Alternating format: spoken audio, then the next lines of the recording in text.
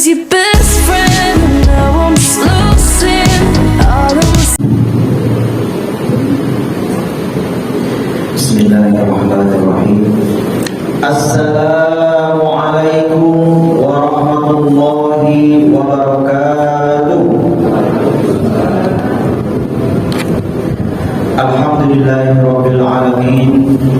Allahumma shalli ala sayyidina Muhammad wa ala ali sayyidina Muhammad. Allahumma shalli wa sallim wa barik ala sayyidina Muhammadin nuril zati wa sirri bisairil asma'i wa sifati. Bersyukur kita kepada Allah Subhanahu wa taala, pada malam hari ini kita dapat berjumpa kembali dalam majlis ilmu ini. Maka mudah-mudahan kita semua diberikan oleh Allah Subhanahu wa taala istiqomah dalam beribadah kepada Allah dan beramal tentu dengan ibadah yang istimewa dan amalan yang istimewa pula Bapak Ibu. Saya ingin mengulang kembali kajian kita yang telah lalu sedikit. Rahasia dari para ulama dahulu, mengapa mereka itu begitu dekat, hebatnya dekat dengan Allah. Kata orang tasawuf, jauh tidak berjarak, dekat tidak bersentuh. Saking dekatnya dengan Allah, lebih dekat dari urat lehernya. Jauh tak berjarak, dekat tidak bersentuh. Begitu hebatnya dia dekat dengan Allah. Rahasianya ada pada dua tempat Bapak Ibu. Apa dia? Yang pertama adalah ibadah yang diiringkan antara syariat dengan hakikat. Saya sudah sering sekali menyebutkan kepada Bapak Ibu, syariat itu mewariskan ilmu fikih. Hakikat itu mewariskan ilmu tauhid dengan ilmu tasawuf. Fikih, tauhid dengan tasawuf tidak boleh dipisah dari seluruh ibadah yang kita lakukan, baik ibadah muahdah maupun ibadah ghairul muahdah. Semua ibadah kita Bapak Ibu, ingat betul, semua ibadah yang Ibu lakukan, Bapak Ibu lakukan, wajib diiringkan antara syariat dengan hakikat. Kemudian Bapak Ibu, yang kedua, rahasia para ulama itu begitu dekat dengan Allah, cepat sampai kepada Allah. Mereka beramal dengan amalan yang istimewa. Buat sedikit dapat banyak. Buat seperti pasir, dianggap Allah seperti gunung. Kerja sedikit, banyak dapat duit. Ada orang kerja banyak, pagi kerja kantor, malam gocek, gokar, subuh nanti bikin lagi kue untuk dijualkan, tapi untung sedikit. Tak mau kita. Ada orang satu saja kerjanya, tapi rezekinya berlimpah-limpah. Sama tadi, ada orang yang beramal seperti pasir, tapi dianggap oleh Allah seperti gunung. Maka itu Bapak Ibu, kalau kita sudah berumur, maka ibadahlah dengan ibadah yang diiringkan antara syariat dengan hakikat, mulai syahadat, sholat, puasa, zakat, haji, atau ibadah-ibadah yang lainnya diiringkan antara syariat dengan hakikat, dan beramallah dengan amalan yang istimewa Bapak Ibu. Contoh, saya ingin ulang kembali Bapak Ibu, yang pernah saya sebutkan pada pertemuan-pertemuan sebelumnya. Ada orang semalam suntuk bertasbih, subhanallah, alhamdulillah, Allahu akbar, ba'da isya sampai subuh. Dia baca 2 juta kali. 2 juta kali Pak. 2 juta itu bukan sedikit. 1000 saja kadang kita sudah terngantuk-ngantuk. Ini 2 juta kali dia baca tasbih tersebut, sampai tidak tidur sampai subuh, tidak sampai 2 juta kali. Tidak bisa menghatamkan 2 juta kali.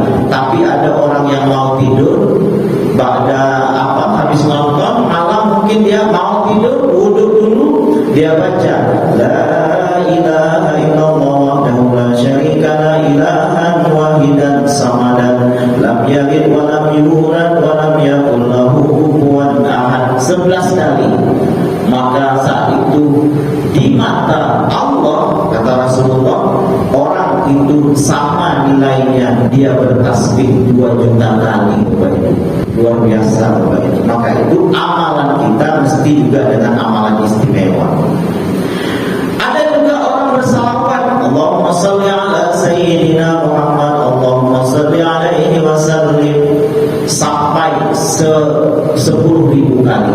10.000 itu mungkin semalam suntuk Bapak Ibu. Tapi ada orang 1 kali baca, apa dia? Salawat Nurzati, Allahumma shalli ala sayyidina Muhammadin nurin zati wa sirisari bisaril asma'i wa sifati. 1 kali baca nilainya sama dengan 100.000 kali membaca selawat biasa. Maka itu Bapak Ibu, mulai hari ini marilah kita beribadah dengan ibadah yang istimewa, yaitu diiringkan antara syariat dengan hakikat, dan beramal pun dengan amalan yang istimewa, yaitu amalan-amalan yang diajarkan oleh Rasulullah, buat sedikit dapat banyak. Kemudian Bapak Ibu, saya kembali ingin mengajak Bapak Ibu bertafakur, merenung diri, karena memang tafakur ini merupakan ajaran dalam syariat agama kita. Meskipun dalam waktu yang singkat ini, marilah kita Bapak Ibu berenung diri, bertafakur. Saya ingin ulangi lagi, saya ulang-ulang agar Bapak Ibu bawa pulang. Setelah Bapak Ibu dengarkan, bawa balik lalu direnung-renungkan. Apa dia yang pernah saya sebutkan juga pada kajian ini? Kalau nanti ketika seseorang itu meninggal, yang kembali kepada Allah itu jasadnya kan, atau ruhnya? Semua Bapak Ibu pasti akan katakan, oh Pak Sabri, yang kembali kepada Allah itu ruh saya. Jasad saya tidak, jasad saya kemana? Dikafankan oleh orang, dimandikan, dikafankan, lalu disolatkan, lalu dibawa oleh orang-orang ke liang lahan, yaitu ke tempat perkuburan. Bahkan sampai di liang lahan itu orang jajak-jajak, orang timbun jasad kita tersebut. Jasad kita kembali kepada tanah. Yang kembali kepada Allah itu adalah ruh kita itu Bapak Ibu.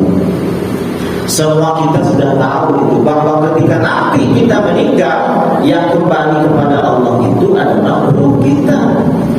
Tapi pertanyaannya Bapak Ibu, pertanyaan inilah yang Bapak Ibu mesti harus renungkan, mesti harus bawa pulang, ditafakurkan. Apa dia? Sudahkah kita memberikan jalan kepada ruh kita itu untuk sampai kepada Allah? Sudahkah kita berikan alamat kepada ruh kita itu ketika nanti dia ingin kembali kepada Allah? Kita berikan alamat kepada dia untuk sampai kepada Allah Subhanahu wa ta'ala. Maka itu Bapak Ibu, kita renungkan, renung-renung diri hari ini, lebih banyak memelihara jasad atau memelihara ruh? Lebih banyak memberi makan kepada jasad atau memberi makan kepada ruh?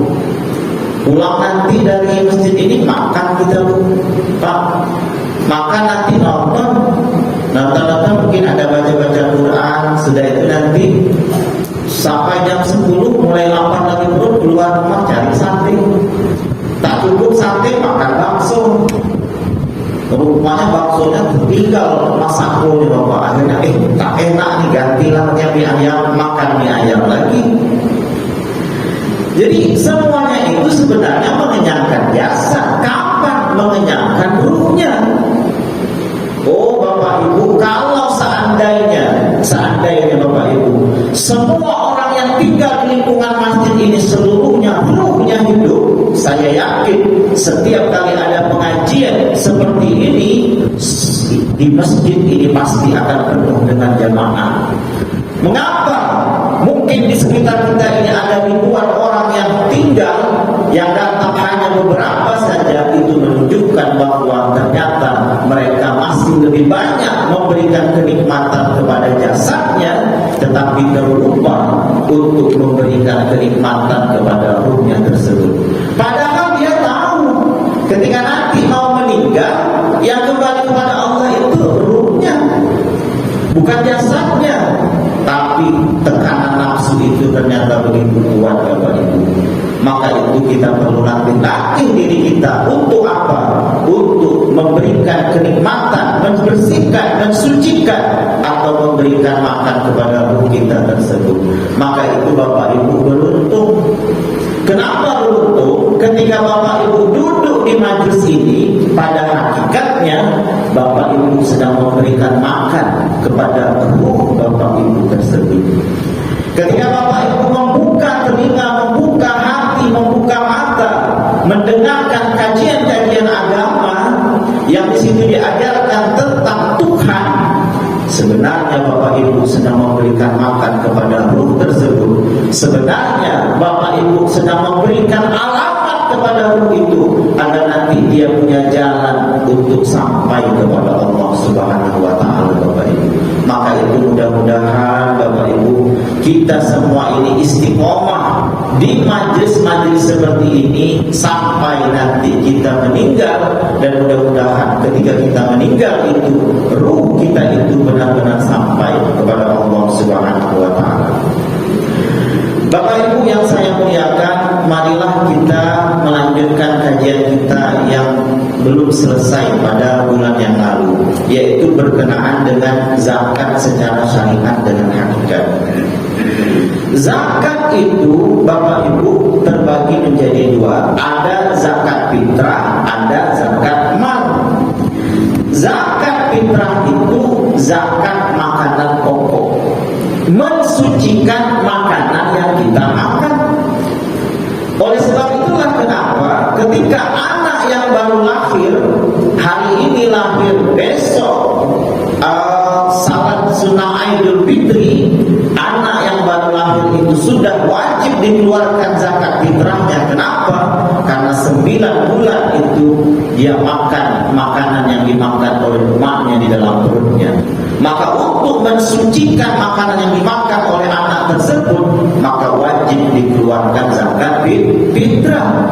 Maka itu zakat fitrah itu zakat makanan pokok, kata para ulama, untuk mensucikan makanan yang kita makan.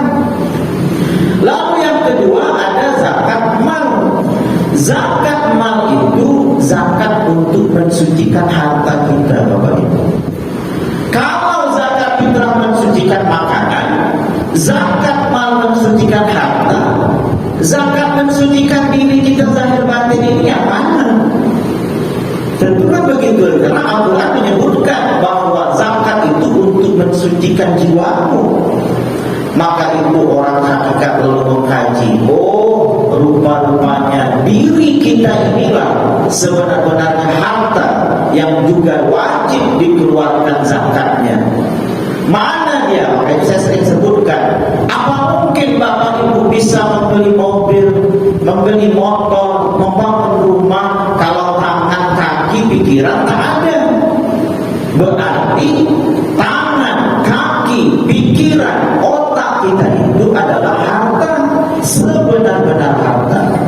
Maka itu bagi para ulama tasawuf, diri kita inilah sebenar-benarnya harta yang wajib juga dizakatkan, karena zakat itu artinya disucikan di hadapan Allah Subhanahu wa Ta'ala.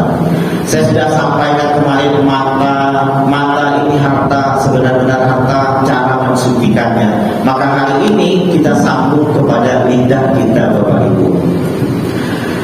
Bapak Ibu yang saya muliakan, ketika kita memahami bahwa sebenarnya diri kita ini adalah sebenar-benar harta, maka ingatlah salah satunya adalah lidah kita ini adalah harta, sebenar-benar harta bagi jalan hakikat, Bapak Ibu.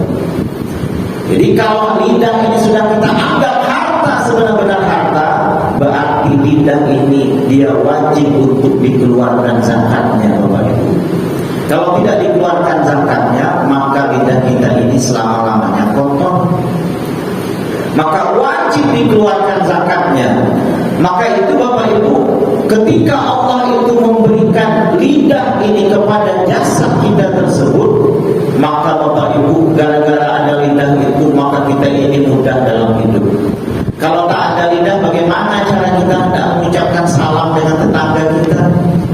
Kalau tak ada lidah, bagaimana kita hendak membaca Al-Quran dengan suara yang berbunyi? Kalau tak ada lidah, ibu-ibu akan susah untuk menentukan manis asinnya sebuah masakan. Ketika ada lidah diberikan Allah pada diri kita, maka ingatlah bahwa lidah itu wajib dikeluarkan zakatnya. Maka itu Bapak Ibu, bagaimana caranya untuk mengeluarkan zakat lidah kita ini yang sering saya sebutkan pada pertemuan sebelumnya.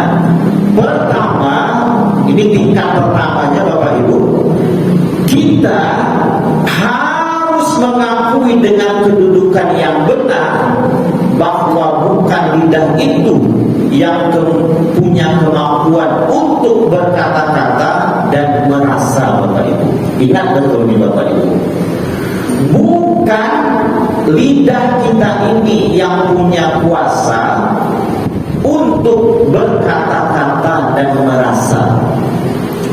Kalau bukan lidah kita ini yang bukan punya kuasa untuk berkata-kata dan merasa, maka sebenarnya yang berkata-kata tersebut adalah lidah ruh kita tersebut Bapak Ibu. Jadi bukan lidah jasad kita ini, tapi lidah ruh kita itulah sebenarnya berkata-kata tersebut.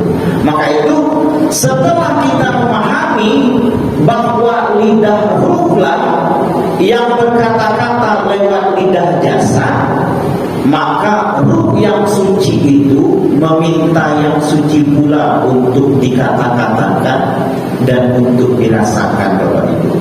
Saya sering sebutkan, jasad itu diduduki oleh nafsu. Jasad kita ini diduduki oleh nafsu, dan inilah senjata setan itu untuk melumpuhkan kita. Ruh kita diduduki oleh rahmat Allah. Ada cerita Bapak Ibu, dulu ada sahabat Rasulullah SAW itu lewat di sebuah kampung. Lalu ketika lewat di sebuah kampung tersebut, bekal habis. Perjalanan masih jauh ke Mekah untuk bertemu dengan Rasulullah, bekal sudah habis. Lalu minta, ketika ada satu kampung lewat, dia minta bekal kepada orang kampung tersebut. Tapi orang kampung itu enggan untuk memberi kepada kabilah yang lewat ini bekal kepada mereka. Lalu qadarullah Bapak Ibu, takdir Allah, kepala kampung itu dipatuk ular. Saya yakin Bapak Ibu pernah mendengar hadisnya. Ketika dipatuk ular, apa yang terjadi? Kepala kampung itu tidak dalam waktu yang lama badannya membiru Bapak Ibu. Biru badannya ketika kena sengatan patukan ular tersebut. Lalu melihat kepala kampung ini terkena gigitan ular, lalu orang-orang bertanya kepada kabilah yang lewat tersebut, kata dia, ada tidak di antara kalian ini yang bisa menyembuhkan kepala kampung kami ini terkena gigitan ular? Oh, kata kabilah tadi, kami bisa, tapi katanya tolong kasih kami upah. Nah, ini juga hadis yang nanti dijadikan orang bahwa boleh mengambil upah ketika dia bekerja. Tapi poin kita bukan di situ. Lalu kata orang kampung, oke, kata dia, kalau kalian mampu menyembuhkan kepala kampung kami ini, akan kami berikan hadiah kepada kalian untuk perjalanan menuju ke Mekah. Lalu akhirnya sahabat Nabi itu menemui kepala kampung yang sedang terpatuk ular itu Bapak Ibu. Melihat badannya sudah hampir berbiru seluruhnya, sahabat Nabi ini ingat. Dia ingat Nabi pernah katakan bahwa Al-Quran itu adalah asyifa, Al-Quran itu penyembuh. Lalu sahabat Nabi itu bacakan surah Al-Fatihah 7 kali. Bismillahirrahmanirrahim, Alhamdulillahirabbil alamin, sampai habis. Lalu dia ludahi, dia tiupkan ke kaki kepala kampung yang terkena sengatan ular. Lalu berjelang tidak dalam waktu yang lama, kepala kampung yang tadi hampir membiru seluruh badannya berangsur-angsur Bapak hilang biru tersebut, dan akhirnya sembuh. Kepala kampung itu bisa beraktivitas, Bapak Ibu. Coba Bapak Ibu analisa. Sahabat Nabi yang dia baca surah Al-Fatihah 7 kali, ada orang yang terkena gigitan ular yang hampir seluruh badannya membiru, lalu dibacakan surah Al-Fatihah 7 kali, lalu sembuh seperti sedia kala dapat beraktivitas. Tapi ada orang hari ini yang baca surahnya sama, ayatnya sama, barisnya sama, tapi dia baca 20 kali, 30 kali, bahkan 50 kali untuk anaknya yang sakit di rumah tak sembuh-sembuh. Kenapa? Padahal ayatnya sama, barisnya sama, surahnya sama. Sahabat Nabi baca 7 kali, dibacakan kepada orang yang kena gigitan ular, sembuh. Kita baca 20 kali kepada anak kita yang sakit di rumah tapi tak sembuh. Apa sebabnya? Oh Bapak Ibu, ternyata jawabannya ada pada kajian kita ini, Bapak Ibu. Kenapa ketika kita bacakan ayat Al-Quran, padahal nyata bahwa ayat Al-Quran itu adalah asyifa, penyembuh, oh kita bacanya dengan jasad. Sahabat Nabi baca dengan ruh, kita baca dengan jasad.